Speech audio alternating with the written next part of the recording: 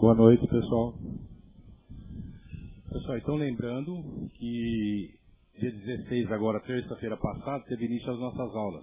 Para quem tem vontade em conhecer um pouquinho mais, se aprofundar a doutrina, dá tempo ainda. Então, terça-feira que vem, às 8 horas da noite, aqui, tá bom? E eu vou pedir para vocês, se tem alguém interessado, em levar essa cesta para casa. Nós vamos fazer um sorteio no dia 24/3. Então o pessoal da biblioteca já vai estar entregando as adesões para quem quiser participar, tá bom? R$5. Vamos fazer a prece inicial?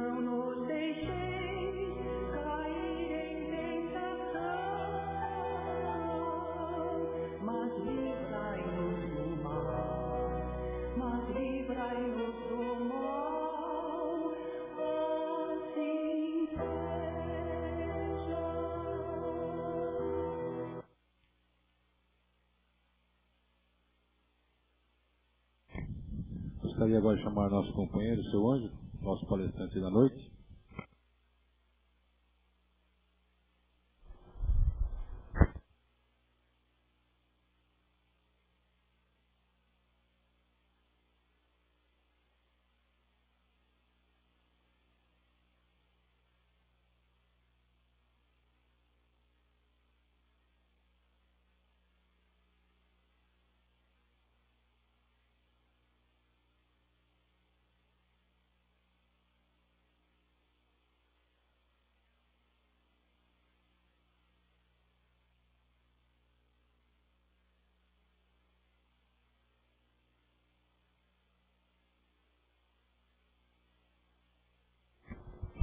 Agora melhorou. Melhorou agora, né? Marinheiro de primeira viagem. Macatuba é uma cidade pequena, uma cidade católica, né? Muito difícil de se manter um centro espírita, mas com perseverança a gente vai conseguindo manter. E eu fico feliz de ter encontrado a Dona Helena, companheira aí de uma caminhada desde 2006, quando foi fundado o Centro Espírita Francisco Xavier. Mas hoje nós vamos fazer algumas reflexões sobre uma passagem do Evangelho, que foram as tentações de Jesus no deserto, após ele ter jejuado 40 dias e 40 noites, e o tentador chegando a ele, porque a gente dizer que Jesus foi tentado, né, fica difícil. É melhor a gente dizer que Jesus foi testado, né, porque o incrédulo testa alguém. Sempre. Agora, tentar Jesus é meio difícil, né? Então, o tentador ou o testador disse: se tu és filho de Deus, manda que estas pedras se tornem pães. Qual o objetivo dessa primeira reflexão de Jesus? Faça com que essas pedras se tornem pães. As pedras simbolizam alegoricamente as nossas necessidades materiais, tanto as pedras como os pães. Então, a primeira reflexão é a respeito da lealdade a Deus, se nós somos leais a Deus. Porque quando o testador diz a ele, se tu és filho de Deus, manda que essas pedras se tornem pães, né? Ou seja, se a gente levar os pães e as pedras para o lado material, né? Que é aquilo que os pães nós necessitamos para a nossa sobrevivência material, né? Ou seja, então, as pedras, as dificuldades, e os pães, o pão, a nossa sobrevivência. Então, se a gente tirar a nossa dificuldade e conseguir transformar a nossa dificuldade em pão, vamos se dar bem. Não é assim? Então, nós vamos... E esse pão, a gente tem que pensar ele no pão para o Espírito. Né? Porque a carne, a gente trata dela, né? Vindo para cá, eu pude observar, passando próximo a uma academia, né? Está repleta de pessoas cuidando da carne, né? Da matéria. Mas poucos de nós conseguem cuidar do Espírito como devemos cuidar. Então, como o advento do Consolador prometido, é possível entender que essas dificuldades são decorrentes da nossa estrutura moral que construímos em nossas vidas passadas. A gente viu aqui na primeira prece, né? A primeira passagem que deu aí nos... Obrigado. Nas transparências, sobre isso, né? Da nossa vida passada. Todos nós temos que passar por alguma coisa nessa encarnação e devemos pensar no que fizemos no passado, na vida passada. Porque todos nós, nenhum de nós aqui veio inocente. Nós não somos inocentes. Nós tivemos outras vidas anteriormente. E essas vidas, nós não sabemos o que nós fazemos, ou o que nós fizemos. Né? Na outra vida eu posso ter sido um ladrão, eu posso ter sido um assassino, não sei. Eu posso ter sido alguém que maltratou alguém, com quem hoje está ao meu lado, para que eu recupere isso. Então essas tentações nós temos todos os dias. Nós temos que ultrapassar isso, esse caminho, para a nossa ascensão espiritual. Porque enquanto a gente continuar tratando apenas da matéria, e o nosso espírito? Como é que fica? A matéria está uma maravilha. Tanquinho, né? Ao contrário, mas é um tanquinho, né? Tanquinho, musculoso. Mas e o espírito, como está? Como nós estamos tratando o nosso espírito? Para um futuro, para a próxima encarnação. Como é que nós estamos tratando? Ou para a nossa vida espiritual, lá na nossa pátria-mãe, que é o plano espiritual. E eu estava lendo aqui do Pestalozzi, né? Eduquem as crianças de hoje e não será necessário castigar os homens amanhã. E se a gente educasse o espírito hoje para não ser necessário castigá-lo na próxima encarnação? Né? Pensemos nisso. Vamos levar esse espírito da melhor maneira hoje, agora, nesta encarnação, nesta oportunidade que Deus está nos dando, para que na próxima a gente venha um pouquinho melhor do que nós viemos nesta. Se Ele quisesse, poderia transformar as pedras em pães. Quem? Jesus. Sempre, se Ele quiser, Ele vai fazer o que Ele quer. Né? Que são as necessidades materiais. Mas aí Ele reflete sobre a racionalidade da nossa existência. Aí Ele diz, está escrito, nem só de pão viverá o homem, mas de toda palavra que sai da boca de Deus. Jesus aqui diz que confia em cada palavra de Deus. E nós confiamos na palavra de Deus? Até onde nós confiamos na palavra de Deus? Nós somos tão desconfiados da palavra de Deus que Allan Kardec, no Livro dos Espíritos, no capítulo 1, item 12, a pergunta 12, ele pergunta: se não podemos compreender a natureza íntima de Deus, podemos ter a ideia de algumas de suas perfeições? É achar que Deus não é perfeito, né? Olha aí, não estou questionando se Deus é perfeito ou não. Kardec aqui não questiona se Deus é perfeito ou não. E quantas vezes a gente não faz isso durante o nosso dia? Nas 24 horas do dia. Testando, ver se Deus realmente é perfeito. Aí vem a resposta dos espíritos. Sim, de algumas. Os homens a compreendem melhor à medida que se eleva acima da matéria. Eles as entrevê pelo pensamento.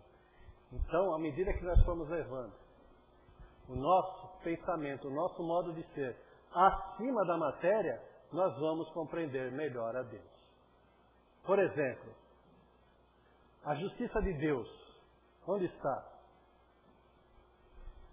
Aí vem alguém falar, se Deus fosse justo, não tinha tanta tragédia, não tinha dilúvio, não tinha terremoto, os assassinatos em massa. Onde está a grande justiça de Deus? Na reencarnação, nas oportunidades que Ele nos dá de melhorarmos cada vez mais. Porque nós somos criados simples e ignorantes. A imagem de Deus, não essa imagem que está aqui, mas a imagem, o Espírito. Se fomos criados simples e ignorantes, hoje já não somos mais, olha como nós estamos melhorando. Algum tempo atrás se aplaudia os assassinatos, né, as matanças nas arenas. Hoje não, né? Apesar que com essa volta aí do tal do UFC, né? Quase que a gente está voltando lá, né?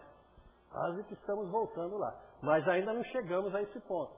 Então nós estamos melhorando. Algumas coisas que eram comuns, normais, algum tempo atrás, hoje já não são mais. Por exemplo, o Evangelho segundo o Espiritismo, ele fala no duelo. Porque em 1800 existia o duelo. Hoje não tem mais. É uma forma absurda de se resolver uma questão. Então nós estamos evoluindo. Agora, tudo que nós passamos aqui nesse planeta de provas e expiação é responsabilidade nossa. Ou nesta encarnação, ou na outra encarnação. Na anterior, ou na anterior, né? E vamos continuar passando na próxima, se não melhorarmos nesta aqui. Nessa oportunidade que nós temos agora de melhora. Então essa é a nossa chance. Tem uma historinha de um chinês, eu gosto muito de contar historinha, às vezes o tempo nem dá, mas eu termino com o tempo certo, tá? O chinês tinha um sítio, e era ele, a mulher, um filho, um cavalo e uma carroça. E um dia, numa tempestade, a cerca do sítio foi derrubada e o cavalo fugiu. Foi-se embora o cavalo do chinês. Aí ele dizia, caramba, né? Preciso do cavalo. E o povo dizia, coitado do chinês. A única coisa que ele tinha era o cavalo para arar a terra, pegar as coisas na cidade, levar as coisas que ele produzia para vender na cidade. Ele só tinha o cavalo, coitado do chinês. E o chinês dizia, pelo bem e pelo mal, eu só tenho o que mereço. Um dia, eles estavam consertando a cerca e o cavalo aparece lá no alto do morro. Bonito, forte. E o chinês falou para o filho, abre a porteira que o cavalo vai vir. E o cavalo veio. E junto trouxe uma manada de cavalo selvagem. Muito cavalo selvagem. Aí todo mundo dizia, que sorte tem o chinês, hein? Quanto cavalo o cavalo dele trouxe. E o chinês dizia, pelo bem e pelo mal, eu só tenho o que mereço. Aí o filho falou, pai, vamos vender o cavalo? Ele falou, vamos, mas primeiro vamos domar o cavalo. Porque o cavalo domado vale mais. Então precisamos domar o cavalo para vendê-lo. E o filho falou, tudo bem, pai. Só que o filho, né, como todo jovem, é impaciente, quer para hoje, para ontem, para agora, né? Esperou o pai dormir e de madrugada foi lá domar o cavalo. Caiu do cavalo. Quebrou o braço. O que todo mundo dizia? Coitado do chinês. E o chinês dizia, pelo bem e pelo mal, eu só tenho o que eu mereço. Veio a Segunda Guerra Mundial, todos os jovens daquela pequena cidade foram convocados para a guerra, menos o filho do chinês que estava com o braço quebrado. E todo mundo dizia, que sorte tem o chinês, não? E ele respondia, pelo bem ou pelo mal, eu só tenho o que mereço.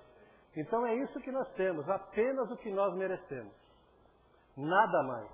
É comum esse ditado dizer que Deus não dá uma cruz mais pesada do que aquela que a gente possa carregar, mas é essa que nós merecemos. É a cruz que nós merecemos, é aquilo que nós merecemos ter. Por essas tentações que nós merecemos passar.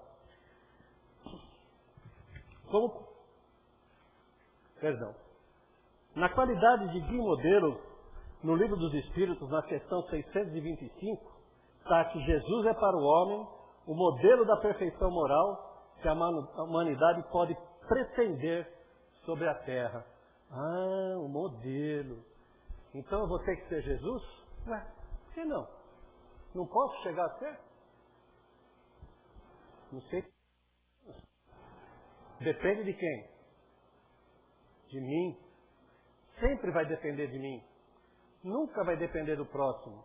Ah, eu sou assim porque ele me trata assim. Ah, eu faço isso porque ele faz assim. Não. O que Jesus nos ensinou? Aliás, segunda-feira a gente viu uma palestra, eu e minha esposa, muito boa, onde ele fala do amor platônico, o amor de Platão, o amor eros, né, que vem do Deus Eros, que era o amor do desejo, do poder, do ter, do amor ágape, que veio com Jesus, amar ao próximo como a ti mesmo. Não é maravilhoso isso? Quando a gente consegue amar ao próximo como nós nos amamos, quando a gente consegue fazer ao próximo aquilo que a gente queria que o próximo fizesse para nós, isso é muito bom. Hoje eu consigo isso? Só depende de nós.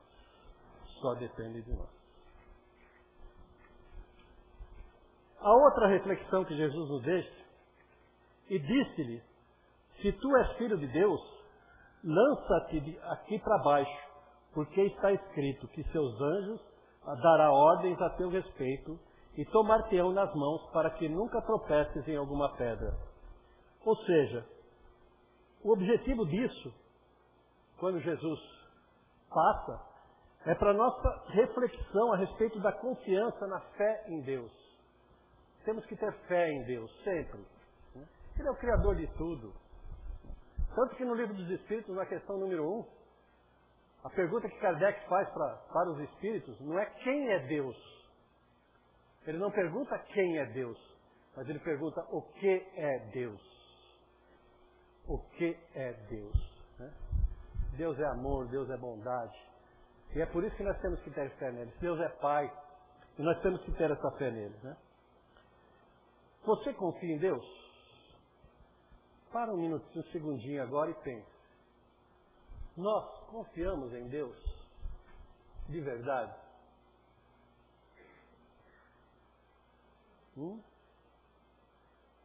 Confiamos ou não?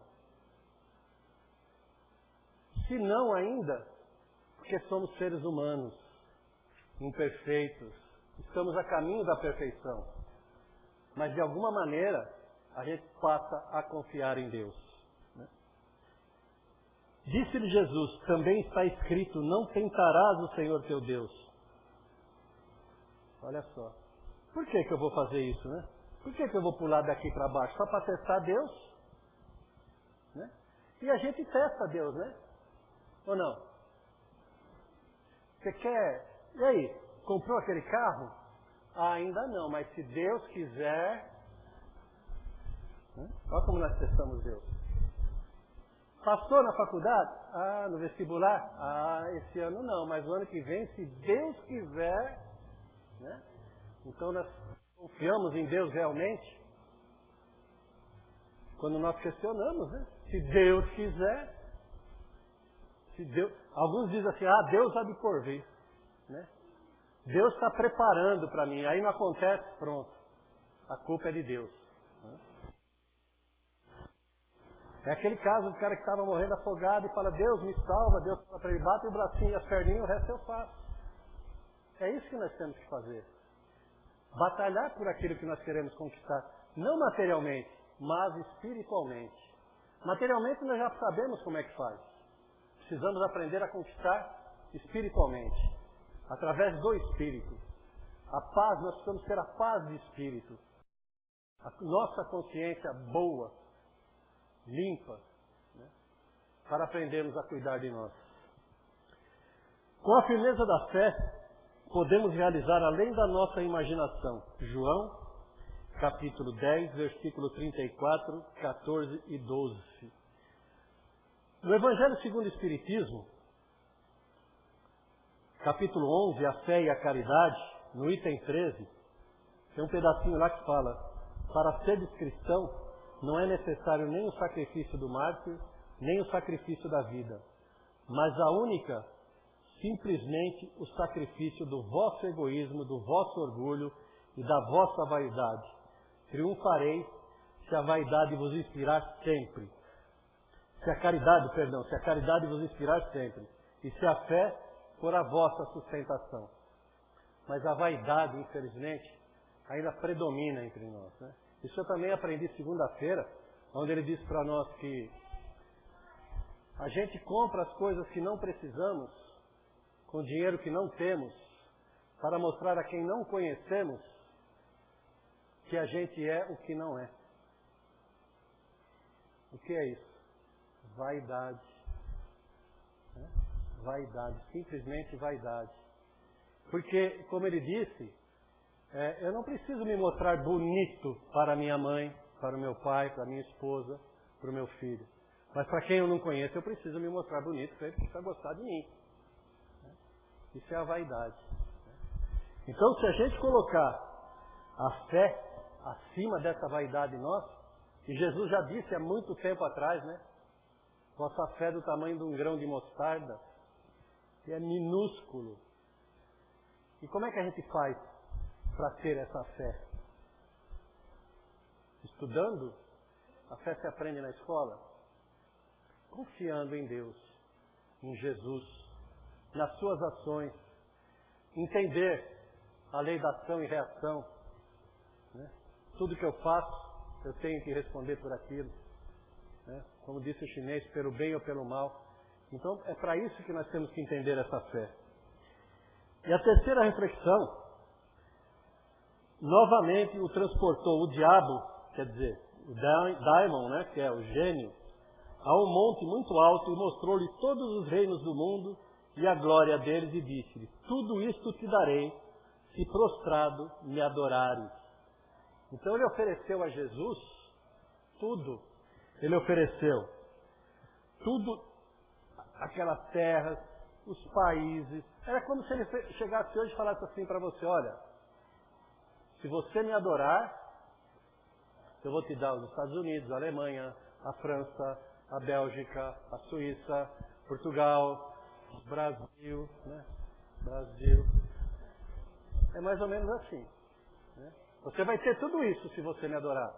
Deixa de adorar esse teu Deus. Venha comigo. E quem é esse diabo? É um gênio, né? É um espírito ruim, mas ele é inteligente. Quer dizer, um espírito que não é bom, mas é inteligente, né? O que adiantava todos esses reinos no mundo se a sua missão era espiritual? Então a missão de Jesus era espiritual. E a nossa missão, qual que é? Material? É a mesma.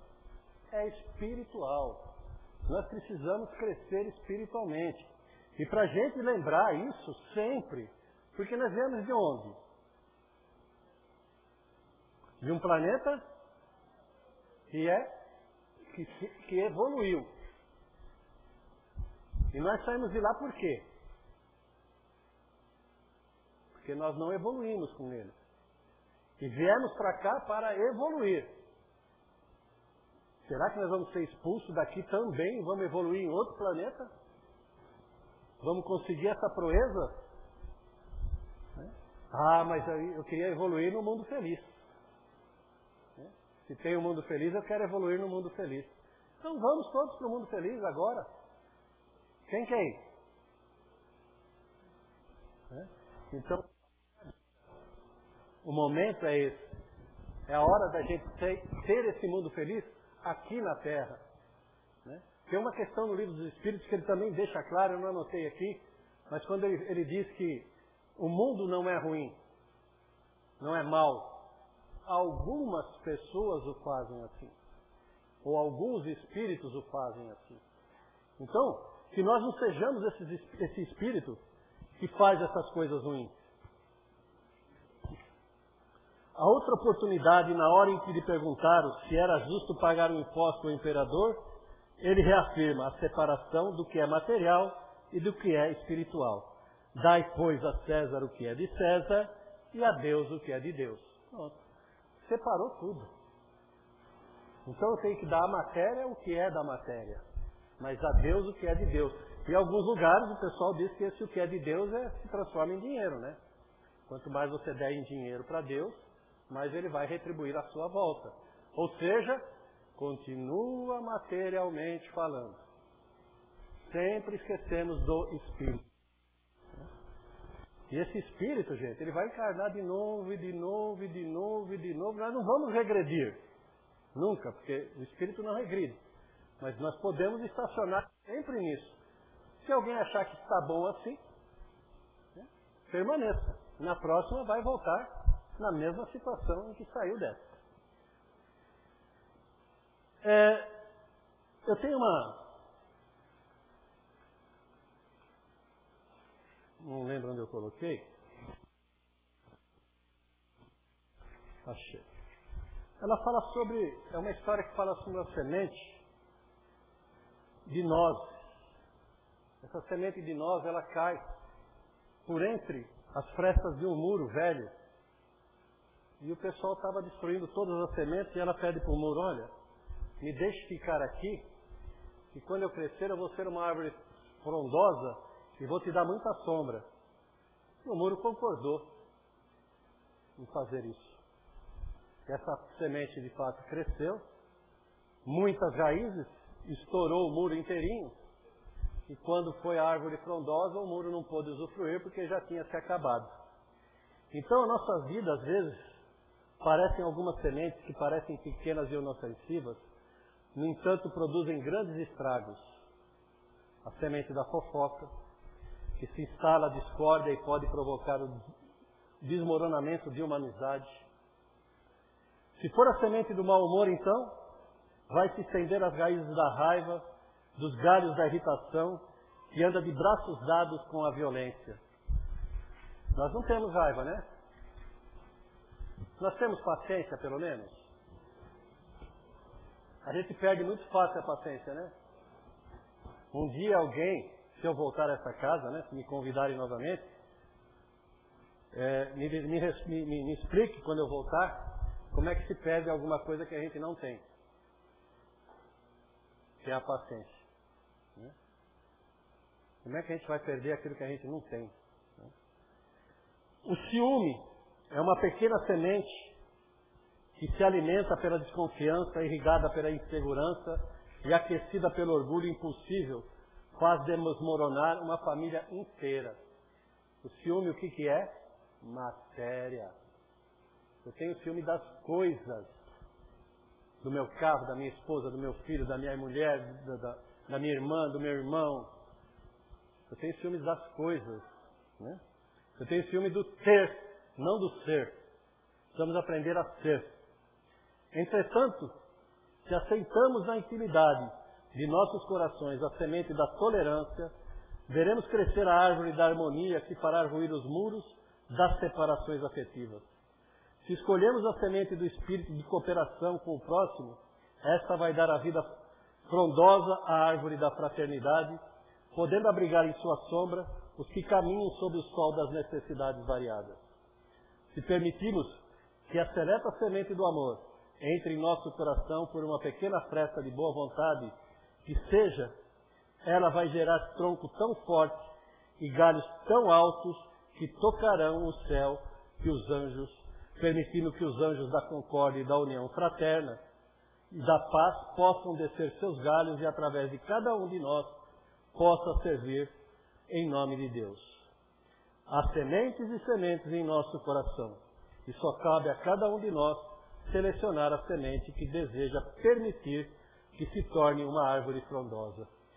Então, as nossas tentações, nós temos as nossas tentações todos os dias, todos os momentos. É o nosso pensamento. Na hora que isso vier, procura desviar, colocar num pensamento bom. Sai fora dessa tentação. Porque nós somos tentados a fazer isso. E no Romanos 8:5, diz, quem vive segundo a carne tem a mente voltada para o que a carne deseja, mas quem é de acordo com o Espírito tem a mente voltada para o que o Espírito deseja. E o que o nosso Espírito deseja? Evoluir, aprender. Né? Romanos 8,6. A mentalidade da carne é morte, mas a mentalidade do Espírito é vida e paz. Aí nós dizemos, a carne é fraca, por isso que eu fiz isso. A carne não aguentou. É a carne. Quem é o ser inteligente que está aqui? É o Espírito. Então o que está precisando esse Espírito? Ser burilado, ser trabalhado. Né? Nós ainda somos pedra bruta. Precisamos trabalhar essa pedra bruta. Lapidá-la, deixar ela no jeitinho. E a gente consegue isso através das encarnações. Nessa aqui eu já sei que eu não vou conseguir mesmo, né? Mas na próxima eu vou tentar. Tá bom. Principalmente se eu lembrar, né, dona Helena? De tudo que eu fiz aqui agora, né? Aí eu vou lembrar, eu vou tentar. Romanos 8,7. A mentalidade da carne é inimiga de Deus, porque não se submete à lei de Deus. Nem pode fazê-lo. A carne vai se submeter às leis de Deus? Quem é que mata? É a carne? Quem é que rouba? Então, quem é que ama a Deus? É a carne? A carne não, a carne, isso aqui que Deus me emprestou, quando eu passar daqui para a espiritualidade, ela vai ficar lá num pedacinho de madeira, num pedacinho de chão. Né? Então, o nosso ter hoje é ter, e depois para quem que vai isso?